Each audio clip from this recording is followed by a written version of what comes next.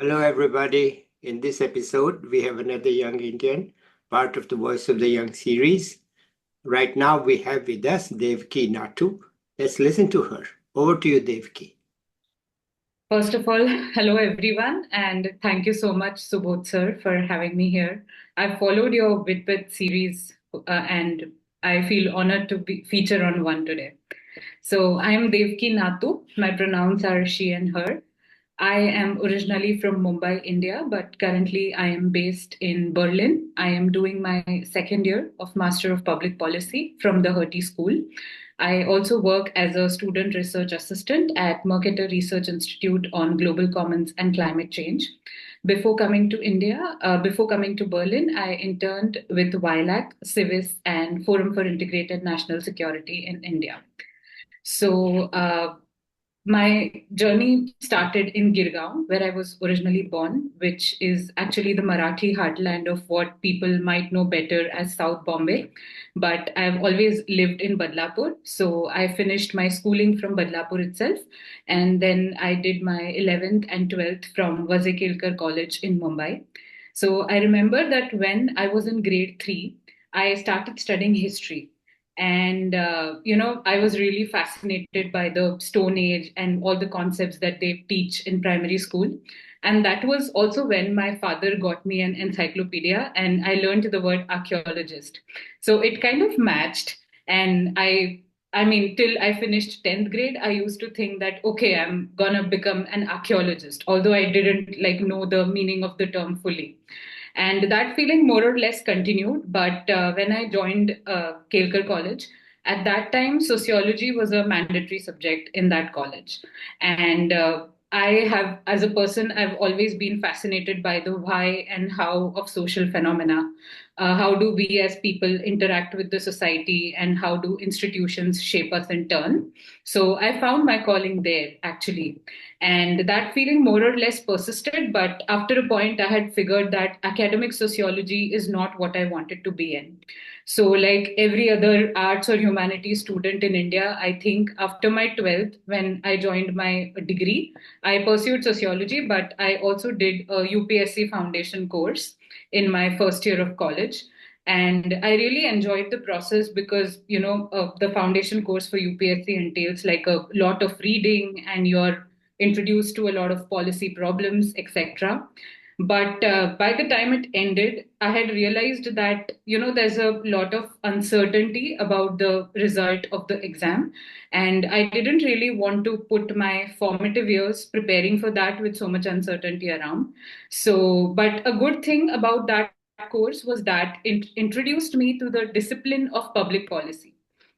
And that was also the time 2019, 2020, the second half of that period, COVID struck. So, a good thing for me during that period was that I actually started exploring the policy field. I installed a LinkedIn account at that time and I started connecting with policy professionals, reading more about what the discipline has to offer, etc.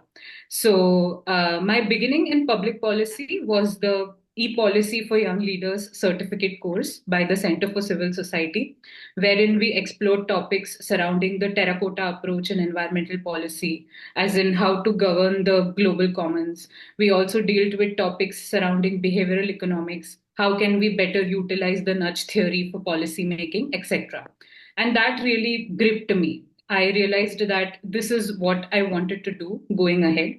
So thereafter, WILAC's Young Leaders for Active Citizenship, which is an organization in Delhi, Policy in Action Fellowship happened. I was one of the 61 fellows chosen for that round, and certain problem statements were allocated to us.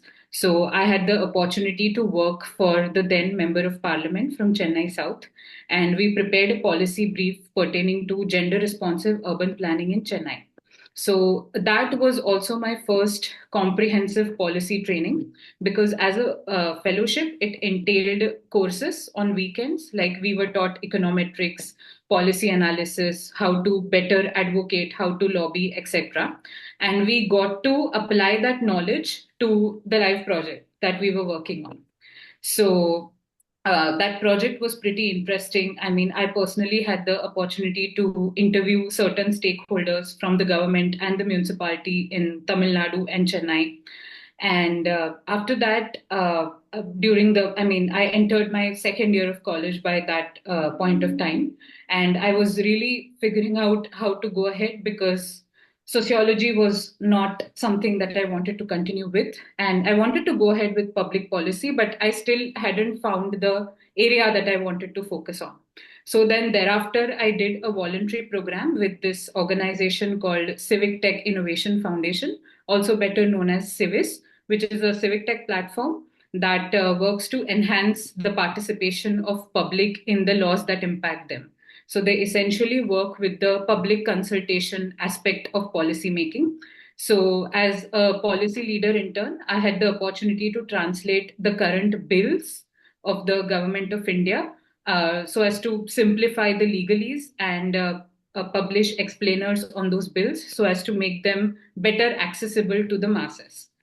And then during the early period of 2023, I also did an internship with the Forum for Integrated National Security, better known as FINS, which is an organization located in Dadar, Mumbai.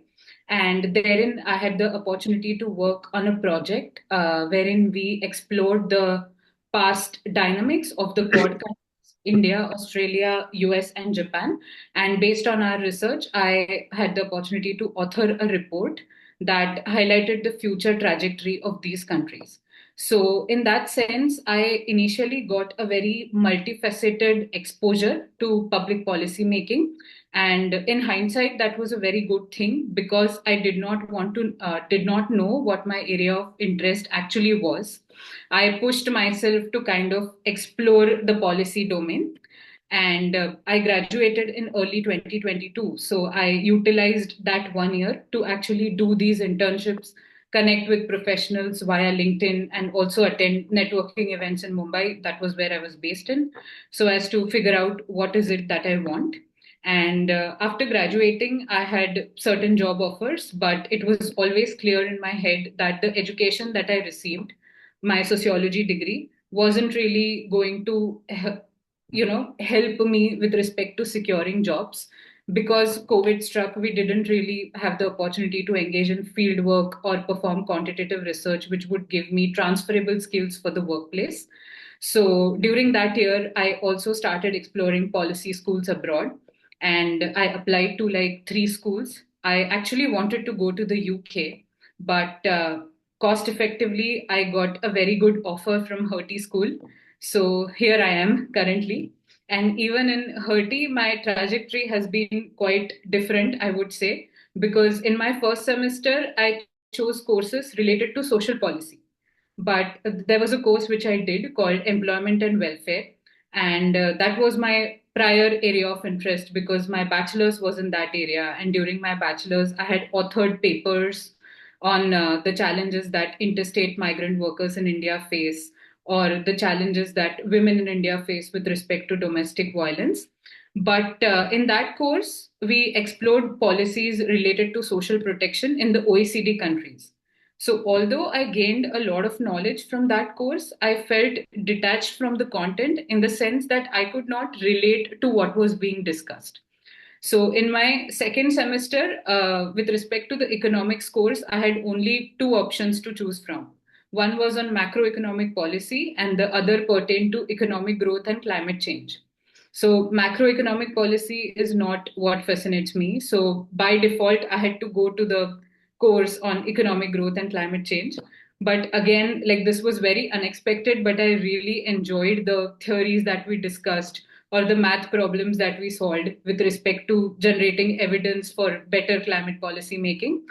And around that time, I did another course at Hertie on influencing the EU with respect to climate policy making, wherein we were discussing how can we better lobby for climate policies to support the just and sustainable transition that we are currently discussing here in the EU. So that kind of matched. And I had to pursue an internship after my first year of college. So then I had started full fledged looking for climate jobs. Unfortunately, I couldn't find an internship soon and I couldn't work over the summer.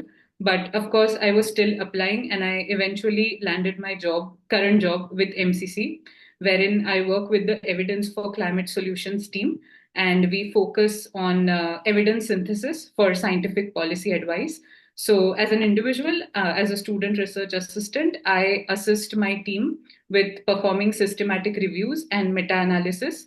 I deal with ex post evaluations of national climate mitigation policies that have been implemented in the EU so far, so as to find how effective they have been overall and the policy recommendations that will aid us in framing better policies in the future. Yeah, that's pretty much my That's journey. a very impressive, especially the BA is a very impressive journey Mm-hmm. because you was on a track that you didn't want to be, but independent of that track, you achieved so much. And that's really quite impressive, I must say. It's a great thing that you had an interest right from the start and you managed to find a way to make it happen for you. And that's really Mm-hmm. very impressive. Okay, tell Mm-hmm. us a little bit about life at Hertie. Mm-hmm. How's the life? I mean, how's the teaching? How do you find it compared to India? What is going on in your mind? Right. Uh, So, right. So I think Hertie is a pretty rigorous school. It's a private school, meaning that our semesters are barely 4 month long. So everything is happening at the same time. So my recent semester, third semester, ended like a week ago, and I had to choose 4 courses. And from mid-November to December, I was swamped because all deadlines come together on you, and then you feel that okay, the walls are kind of caving in and you really have to be your best self. yeah. So I think with Hertie, but Hertie, a good thing about Hertie is that it also has a lot of de-stressing and extracurricular activities that you can engage in. So at Hertie, I am currently also a board member of the Future EU Club. So this club works around European issues and how can we like better integrate European nations and to promote cultural diversity within the EU. So we host workshops and sessions, mentoring sessions with Hertie alumni who work in the European space, etc. I am also a part of the sustainability, women in sustainability mentoring program. So it is a women only program hosted by the Center for Sustainability at Hertie School. So the idea is to have group mentoring sessions, like at least 3 per semester, wherein Mm, external experts come to talk to the selected mm, students mm. and they help us navigate our own trajectory and also guide us when it comes to reviewing our CVs or answering any questions that we might have. And there's another interesting program that Hertie offers, the EU mentoring program, wherein basically they help you, the mentors help you to secure jobs in the EU by again talking to you, and then they open their networks up to you and you can seek help from them with respect to any issues that you might face, etc. And Hertie also has more than 10 clubs. I think there's the Racket Club, there's the Africa Policy Club, China Policy Club. So, apart from your classes, I think it really encourages you to have a holistic perspective Mm. on policy making. Okay. And about your second question, I personally feel that it is different from the education system that at least I dealt with in India, in the sense that here my degree really focuses on giving me not just practical knowledge, but also skills that I can directly transfer to my workplace. So I did stats 1 and stats 2. Like the first course was an introductory course to statistics, and the second one was an advanced course wherein we explored causal inference techniques, etc. And the courses kind of build on each other. So in SEM 3, I completed a course on empirical environmental economics, wherein I could actually apply all that I had learned with respect to causal inference to questions of environmental research that I am interested in. And with respect to climate education, I think Hertie has really been a boon because there are like 4 faculties attached to the center. Mm. And we also, I mean, there is this course on climate and AI, there's another course on energy economics. So, even with respect to climate and energy, there's a holistic perspective that they provide us, and we really get to choose from a lot.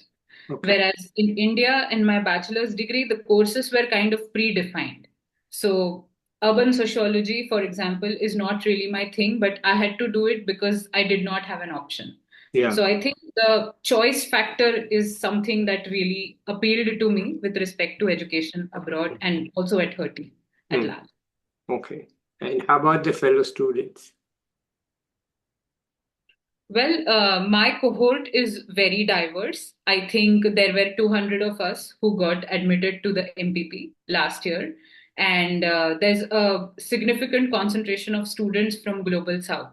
So someday when I enter the cafeteria, I meet someone from Peru, or in my classroom, there are students from Brazil. There's also someone from Pakistan, etc. So, and a good thing is that Hertie values cultural diversity. And I think this value is held true by its students because there is an immense respect for the diversity that every student brings in. Hmm. So for me personally, it feels like a safe space when I'm talking to someone from other part of the world who Hmm. might not share my context but shares my feelings or respects my opinions. I think that is paramount. Okay, wonderful. So you have reached some place where you like it rather than some place where you were, which is your BA. So what tips do you have for young people? Well, I am young myself, Not but anymore, you're a master's student. I'm sorry. I'm yeah, talking about those in 11th and 12th and first year BA. yeah, that's true. That's true. Yeah, yeah. But I would rather frame it as a friendly tip. I would say that never stop dreaming. That is like the first step for anything. And even if you don't know what you want to do ahead, say after a year, if you can't see yourself going anywhere, then that is actually a blessing in disguise. Because when you're not sure about what you want to do, you essentially become desperate to explore options, which by itself is a great thing. The path charts itself out. So never be afraid to try new things and just show up because you never know where you might find your calling. Good. Sorry.